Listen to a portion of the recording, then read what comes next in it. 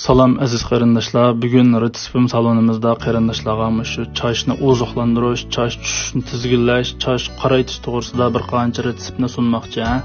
Hamda oldi bilan chash nima sababdan tushganligini bilib olishimiz kerak. Hatto babitimizda ko'p uchraydigan chash tushishlardan tuvandagi bir nechasi bor.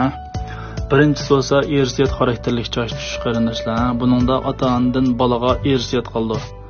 İkinchisi bo'lsa nerv xarakterli chash tushishi. Buningda odamning ro'yi bisimi bek ish ketgan chog'da nervining funksiyasi qalaymaqonlashib, chashning oziqlik so'mirishi qalaymaqonlashib, nacharlashgan chog'da mushu sababdan chash tushadi. Uchinchisi bo'lsa ichki ajralmalar sababli chash tushadi. Bu xonim qizlarda ko'proq ko'rildi. Mushu odat qalaymaqonlashish, tug'utdan keyingi badanning funksiyasi qalaymaqonlashish, klimakteriya davridagi badanning funksiya tampon sizilishi sabablardan chash tushadi qarindoshlar. Ondan keyin yana birisi oziqlik yetishmaslik sababdan chash tushadi. Organizmlarga oziqlik yetishmagan chog'da badanning modda almashishi, tampon sizilishi mushu sababdan chash tushadi. Beshinchisi bo'lsa fizikalik, ximiyalik sababdan chash tushish qarindoshlar. Buningda shu kuchlik g'idiqlovchi gazlar bilan, masalan, sirlar bilan jiq uchrashadigan qarindoshlar, ondan keyin shu chashni ximiyalik bo'yoqlar bilan ko'p bo'yadigan qarindoshlarda ko'p yuz beradi.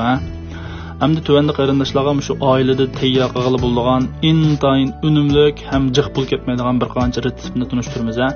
Birinchisi nima degan chog'da samsoqdan 5 tal, bir qo'shiq asal, ondan keyin shu o'rikning qiqi go'lis cho'ngligida o'rdak yog'i tayyor qilamiz. Bularni aralashtirib, malham yasab, shu chashni tushirib qilsak bek yaxshi. Hozir qish bo'lgandan keyin sirtqa majaq chiqmaymiz qarindoshlar. Shuni boshqa chippasak, surpasak, shu chash tushishga intayin manfaati yaxshi qarindoshlar. Chashni tegidan oziqlantirdi.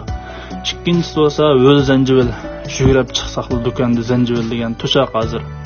O'l zanjivildan muvofiq miqdorda akab, shu kichikroq meva siqish mashinasi bor bo'lsa, shuningda zanjivilning shirnisini chiqarib, bu suv dakidan o'tkazib, ostida dakida o'tgan suyini boshini uvlab olsak, chash tushishga, chash jonsiz bo'lishga intayin manfaati yaxshi. Chashni paqroq qilib, chashni ustirdi qarindoshlar. Ondan keyin uchinchisi bo'lsa, shu ochiq shaptol meg'izi. Buni topqili bo'ldi, topmiz desak, ochiq shaptol meg'izidan 5 tal, kavovichindan 2 qo'shiq ep, shu sayqordigan sapliqlar bo'lsa, tumir sapliq, shuni qo'yib, tegidan qizdiramiz. Tegidan qizdarsak, ma'lum vaqtdan keyin buning yog'i chiqadi qarindoshlar. Mushu chiqqan yog'ini, miyini, shuningda chashni uvlab olsak, shu chash tushishga, chashning yiltizini ichishga, chashni tabiiy oziqlantirishga intayin unumi yaxshi qarindoshlar. Sharoitimiz yor bersa, atiganda bir qitim, kechda bir qitim sinab boqaylik. 15 kunni plan qilib, bir davolash bosqichi 15 kun qilib sinab boqaylik qarindoshlar. Mush chechi tushib to'xtamaydigan chash jonsiz, paqroq emas qarindoshlar. Sinab boqsak, intayin yaxshi manfaatini ko'ramiz qarindoshlar. Chash tushganga yugurib chiqib, nech pullik dorilarni, chash so'plarni sotib olmaymiz. Shu tabiiy uyimizda qo'limizdan keladigan retseptlarni sinab boqaylik qarindoshlar. Shu o'zimizning yaqin, yo'ruq, do'st, birodar, urug' tuqqanlarga avat qo'yaylik. Ularni foydalanib qolsin qarindoshlar. Retseptimni qo'shmagan, sizlar qaldingiz.